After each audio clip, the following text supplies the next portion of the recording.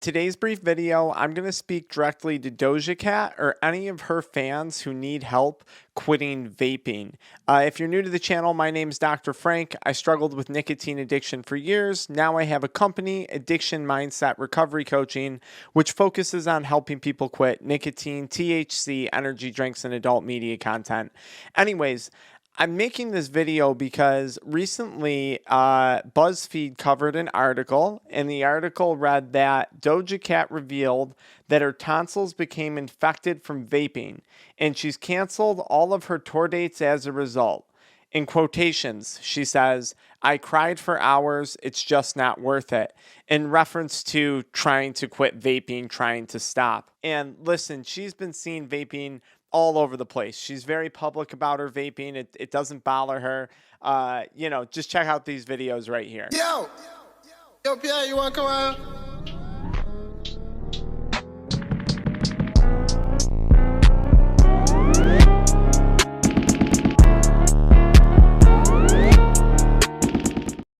All right, so you guys can see she's someone she's into vaping. She digs it. And I don't blame her. She's young. She's a celebrity. It makes sense. Now, the other day, though, she revealed this on her stories. "Hey, guys, I wanted you to hear it from me first. Unfortunately, I have to have surgery on my tonsils ASAP. The surgery is routine, but the recovery is going to take a while. This means I have to cancel my festival run this summer, as well as the weekend tour. I feel horrible about this. I can't wait things to heal up and get back on tour." You know, a lot of people don't realize it, especially when you are younger, and I talk about this on my channel a lot. You don't anticipate the things in life that are going to get taken away from you as a result or a consequence of addiction. Here you are, you're vaping, you're drinking alcohol, you're making money, you're a big celebrity, you're on top of the world, and then suddenly you have to deal with some stupid situation like this that might have been avoidable. And, you're left to ask yourself, damn, is it worth it? Is it worth it to keep vaping? Is it worth it to keep pushing on?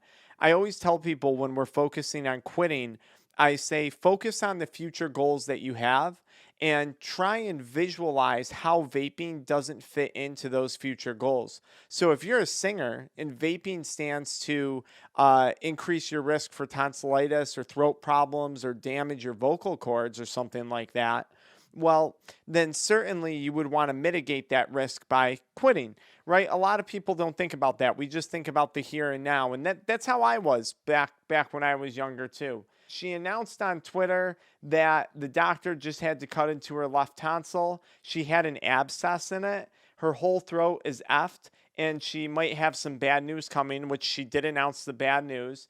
And she went on to explain that her tonsils became infected before the Billboard Music Awards because she forgot that she was taking medication. She was drinking wine and vaping all day long. She said, "Nah, so my tonsils got infected before the BBMAs, and I was taking effing antibiotics, but I forgot that I was taking them, and then I drank wine and was vaping all day long. I started to get a nasty-ass growth on my tonsil, so they had to do surgery on it. I think like 2 days ago this went down." Yeah, May 19th. When was May 19th? Yeah, a few days ago. So hopefully she's having a good recovery. So on and on, she says, "Okay, I plan on quitting vaping for a while.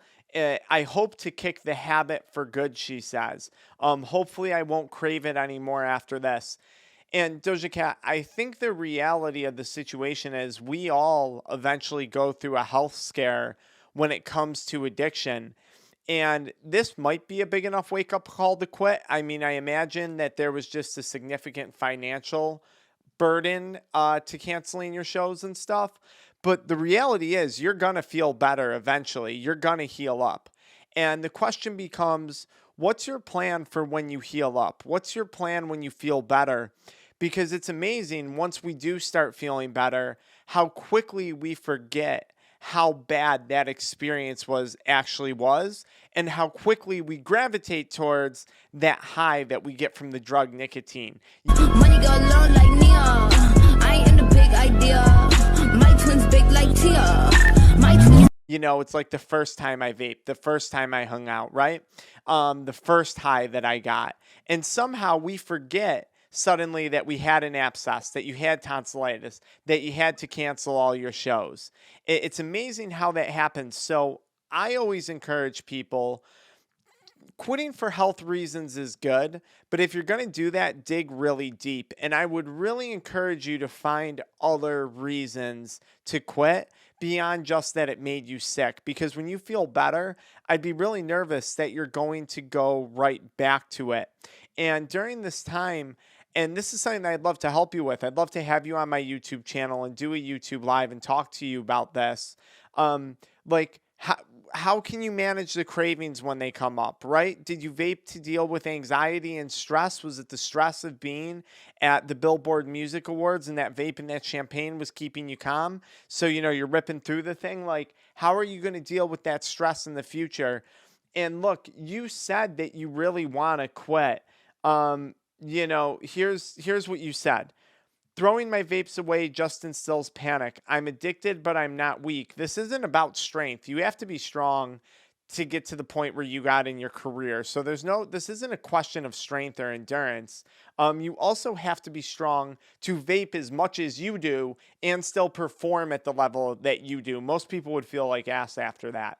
I was literally staring at my vape today that I normally hit 1,000 times a day and hit it 2 times instead. I'm trying to go cold turkey for now, but hopefully my brain doesn't need it at all after that. And, so many people just say, throw it away, queen, throw it away. What don't you understand? Just get rid of it. And she says, to all the people saying, throw it away, queen, that doesn't help anybody, and it sounds condescending to anyone who's actually struggling with addiction. I've tried to throw it away before. It doesn't work. So I understand this isn't your first attempt at this. And my concern is that now you have this anxiety from getting sick. You have this anxiety about canceling the shows and this disappointment and maybe this guilt, right? And I don't know this for sure. I'm just speculating off of what you said. And what do? How do you cope with anxiety? How do you cope with guilt? How do you cope with these emotions? You vape. And Doja Cat, these emotions are still going to be there when you heal. And that's my concern. My concern is you really want to quit. You sincerely want to. But how are we going to cross that bridge of when you heal up to actually quitting? Because I think we can do that. I'm 100% positive we can do that. You were capable of achieving this by the age of 26 years old? All this fame, all this celebrity stuff, all this hard work. So I know you got what it takes to quit vaping. You just got to shift your mindset around.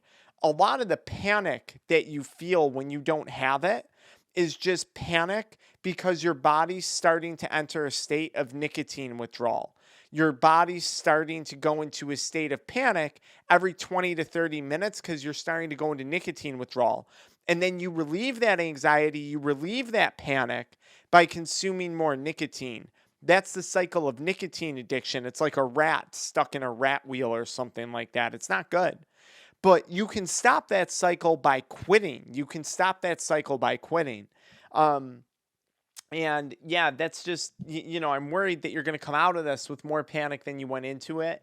And I'm worried that you're going to stay addicted even though you want to quit. And right now, while you're feeling motivated to quit, while you do have a reason to quit, I think it'd be awesome to have a conversation with you and have you on the channel and talk to you. So maybe have your agent reach out to my offices or something. Maybe we can make that happen. All right. I'll talk to you guys later.